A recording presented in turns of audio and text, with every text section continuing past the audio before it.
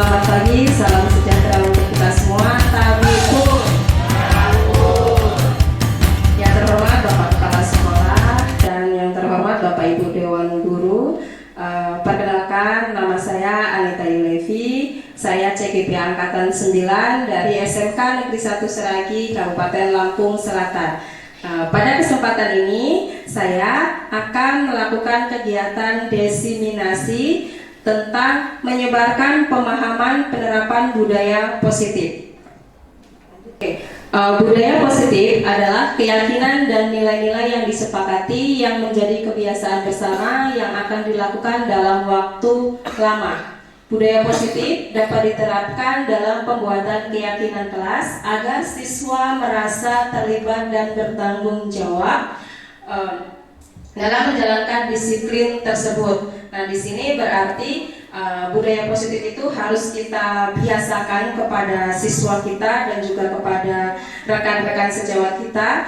Salah satu contohnya misalnya pada saat pagi hari kita menyambut siswa di depan dengan bersalaman, kemudian ketika akan memulai pembelajaran kita membiasakan untuk berdoa, dan setelah selesai pembelajaran pun kita berdoa. Di sini ada konsep-konsep inti budaya positif. Ada 7. Yang pertama yaitu perubahan paradigma belajar, kemudian disiplin positif, nilai-nilai kebajikan, kebutuhan dasar manusia, motivasi perilaku manusia, posisi kontrol, dan yang terakhir adalah keyakinan kelas. Pembelajaran dengan paradigma baru. Pembelajaran dengan paradigma baru merupakan pembelajaran yang dirancang berdasarkan prinsip pembelajaran yang berdiferensiasi sehingga setiap belajar sesuai dengan kebutuhan dari tahap perkembangan untuk mewujudkan profil pelajar Pancasila. Maksudnya di sini bahwa pada saat kita proses belajar, kita harus menyesuaikan dengan kebutuhan siswa yang ada di kelas. Selanjutnya ada disiplin positif.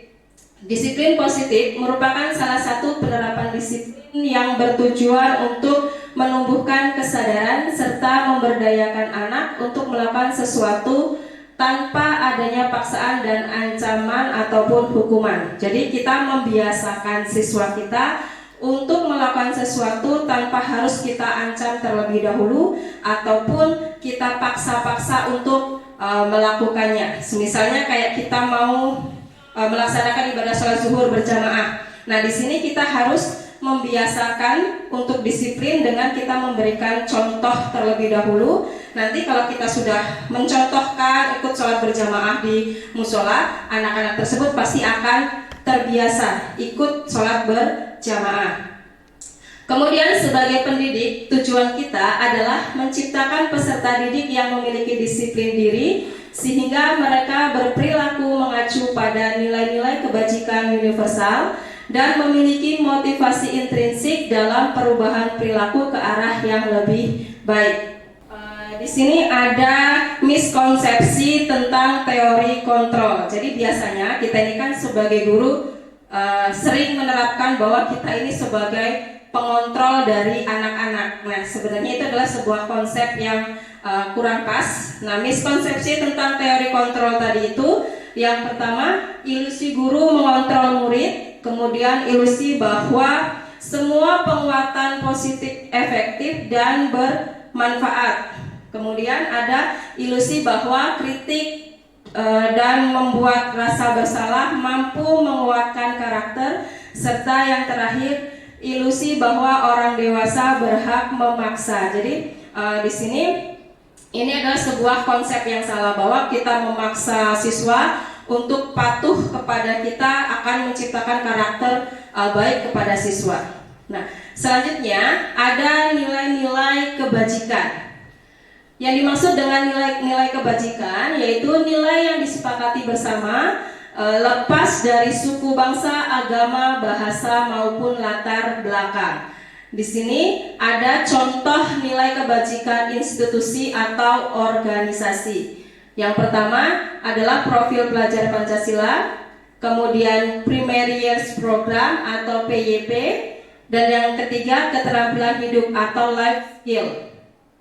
Nah, kalau untuk profil pelajar Pancasila ini merupakan sebuah karakter yang harus dimiliki oleh siswa. Di antaranya siswa tersebut harus mempunyai sikap beriman, ya, bertakwa kepada Tuhan Yang Maha Esa, kemudian mandiri, kolaboratif, berkebinekaan global, dan juga mempunyai kreativitas serta bernalar yang tinggi.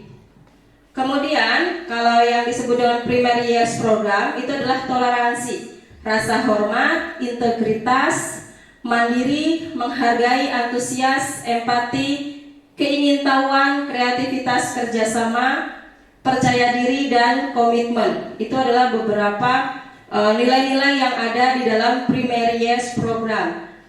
Yang terakhir, keterampilan hidup. Di sini dipercayai dapat meluruskan hati seseorang, menjadi pendengar yang aktif, tidak merendahkan orang lain, dan memberikan yang terbaik untuk diri sendiri. Seorang manusia itu pasti memiliki kebutuhan. Di sini ada 5 kebutuhan dasar manusia. Yang pertama, bertahan hidup, kemudian kasih sayang dan rasa diterima, ada penguasaan, kebebasan, dan juga yang terakhir adalah kesenangan. Selanjutnya ada yang dinamakan dengan motivasi perilaku manusia. Motivasi perilaku manusia ini ada 2 macam, yaitu motivasi ekstrinsik dan motivasi intrinsik. Kalau motivasi ekstrinsik itu adalah untuk menghindari ketidaknyamanan atau hukuman. Kemudian yang kedua, untuk mendapatkan imbalan atau penghargaan dari orang lain. Sedangkan yang intrinsiknya ada 2 juga, yaitu untuk menjadi orang yang mereka inginkan dan menghargai diri sendiri dengan nilai-nilai yang mereka percayai. Di sini ada 3 jenis tentang restitusi atau 3 jenis macam tentang pemberian hukuman kepada warga atau anak didik kita. Yang pertama adalah hukuman, kemudian konsekuensi, dan yang ketiga adalah restitusi. Yang pertama yang dimaksud dengan hukuman itu maksudnya hukuman tadi itu tidak direncanakan terlebih dahulu. Kemudian murid itu tidak tahu apa yang akan terjadi. Kemudian bersifat satu arah dan biasanya akan bersifat hukuman fisik ataupun psikis. Kemudian konsekuensi ini sudah terencana atau disepakati sesuai peraturan, tetapi kelemahannya di sini murid tetap dibuat tidak nyaman karena harus ada tanggung jawab yang dilakukan oleh murid tersebut, dan kita sebagai guru juga harus selalu memonitor dari kegiatan siswa kita. Nah, yang terakhir adalah restitusi. Di sini restitusi itu merupakan proses menciptakan kondisi bagi murid untuk memperbaiki kesalahan. Kemudian proses berkolaborasi yang mengajarkan murid untuk mencari bersama-sama dengan rasa tanggung jawab tersebut.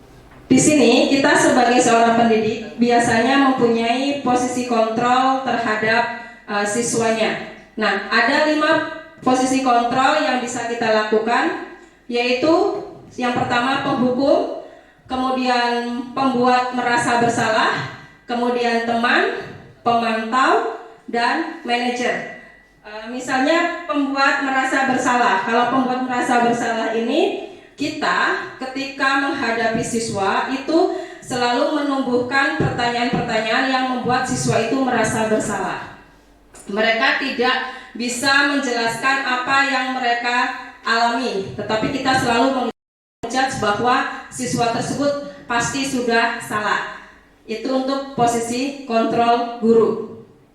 Kemudian yang selanjutnya segitiga restitusi. Di sini adalah sebuah proses penyelesaian masalah, di mana segitiga restitusi itu adalah suatu proses dialog yang dijalankan oleh guru agar dapat menghasilkan murid yang mandiri dan bertanggung jawab. Nah, di sini kalau restitusi itu kita tidak langsung mengatakan bahwa anak itu bersalah, tetapi kita akan berdiskusi bersama-sama dengan murid, kemudian kan menanyakan hal apa yang melatar belakangi anak tersebut melakukan kesalahan, kemudian membimbing anak tadi biar merasa mengerti bahwa mereka itu melakukan suatu kesalahan tanpa adanya kita harus dengan sikap yang marah-marah kepada siswa tersebut. Nah, kemudian di sini ada yang dinamakan dengan pembentukan keyakinan kelas. Di sini ada 6 tahapan dalam proses pembuatan pembentukan kelas. Yang pertama bersifat abstrak, kedua berupa pertanyaan universal, kemudian dibuat dalam pernyataan positif. Yang keempat sedikit saja agar mudah diingat, kemudian sesuai dengan kondisi kelas dan sekolah sehingga mudah diterapkan. Yang terakhir, semua warga sekolah atau warga kelas dilibatkan saat membuat keyakinan kelas. Di sini saya sudah mempraktekkan atau membuat keyakinan kelas di kelas 10 akuntansi. Sesuai dengan arahan tadi, saya tidak banyak, hanya membuat 3 keyakinan kelas. Yang pertama, menghargai atau saling menghargai. Yang kedua, menjaga kebersihan atau kerajinan kelas. Dan yang terakhir, selalu menciptakan suasana kelas yang kondusif. Itu adalah keyakinan kelas yang saya buat bersama-sama dengan kelas 10 akuntansi. Di sini kesimpulan dari semua yang tadi sudah saya jelaskan. Yang pertama, dalam penerapan program disiplin positif, hendaknya guru itu memiliki standar kepribadian profesional dan sosial yang baik, di mana guru mampu merefleksikan dirinya dalam posisi kontrol saat ini.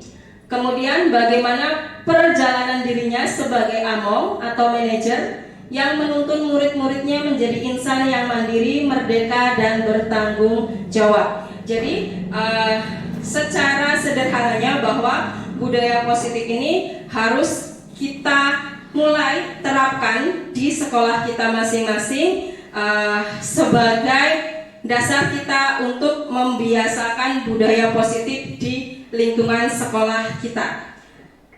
Demikian penjelasan dari saya. Saya akhiri. Wassalamualaikum warahmatullahi wabarakatuh. Waalaikumsalam warahmatullahi wabarakatuh.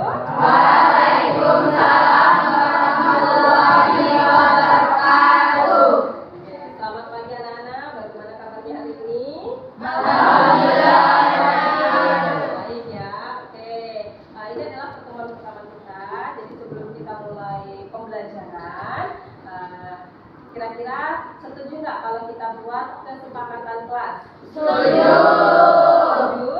Setuju. Oke. Kalau setuju, kita mulai ya membuat kesepakatan kelas terlebih dahulu. Kira-kira siapa yang mempunyai ide atau usul untuk membuat kesepakatan kelas? Oke, silakan Karesa, apa usulnya? Saling menghormati, Bu. Jadi kita menghormati sesama teman dan menghormati guru dan lainnya. Oke, bagaimana kelas yang lain, teman-teman yang lain? Setuju. Satu, kesepakatan kelas kita adalah saling menghormati ya, yaitu menghormati guru dan juga teman. Ada lagi? Oke, Jayus, silakan Jayus. Menjaga kebersihan kelas, jadi kayak kita membuat struktur ini piket gitu. Oke, jadi yang kedua kesepakatan kelasnya adalah menjaga kebersihan kelas. Setuju atau tidak? Setuju. Jadi di sini kalau kesepakatan kelas yang kedua itu bahwa kebersihan kelas itu bukan tanggung jawab piket, tapi tanggung jawab bersama. Ada lagi kesepakatannya? Oke, Andriansyah silakan. Dengan menjaga situasi dan suasana kelas tetap kondusif. Misalnya ketika kita sedang jam kosong itu kita nggak boleh berisik, soalnya kelas sebelah kan sedang ada pembelajaran. Jadi kita kalau bisa jangan berisik dan susul gurunya untuk mengerjakan tugas-tugas yang akan dikerjakan. Oke ya, jadi kesepakatan kelas yang ketiga menjaga situasi dan suasana kelas tetap kondusif. Bagaimana, sepakat? Sepakat. Semua dengan hasil kesepakatan kelas kita? Setuju. Biar kalian tidak ada yang lupa dengan kesepakatan kelas, silakan kalian maju ke depan mewakili untuk memberikan tanda tangannya. Coba dari Anton. Tony, ditulis di sini. Nama kan Bu. Ya, nama Lengkap gak Bu? ya. Iya, nama lengkap sama tanda tangan ya. Tanda tangannya Tanda tangannya di sini. Jadi biar oke. Lanjut. Hardiansyah.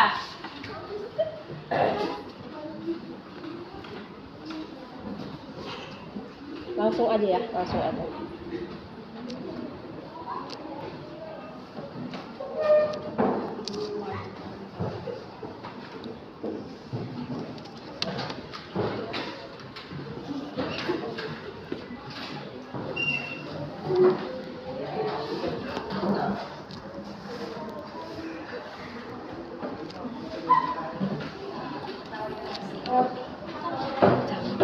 Goyang nanti videonya. Ayo.